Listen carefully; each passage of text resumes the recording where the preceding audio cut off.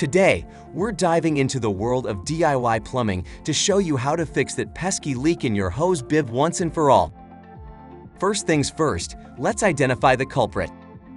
A leaky hose bib can be due to worn-out washers, a damaged valve seat, or improper fitting. For this fix, you'll need a few basic tools: an adjustable wrench, a screwdriver, a pair of pliers, and replacement washers or seals specific to your hose bib model. Make sure you have everything before we start. First, we need to disassemble the hose bib.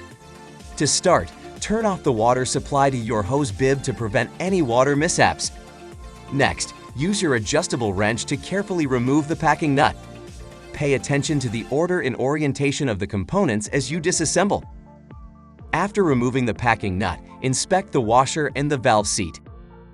If the washer is worn or damaged, replace it with a new one that matches the size and shape. For a damaged valve seat, you might need a seat wrench to remove and replace it. With the new washer or seal in place, reassemble the hose bib and tighten the packing nut. Turn the water supply back on and check for leaks. If everything looks good, congratulations, you've successfully fixed your leaky hose bib. There you have it. With a little time and the right tools, you can easily fix a leaky hose bib and save water.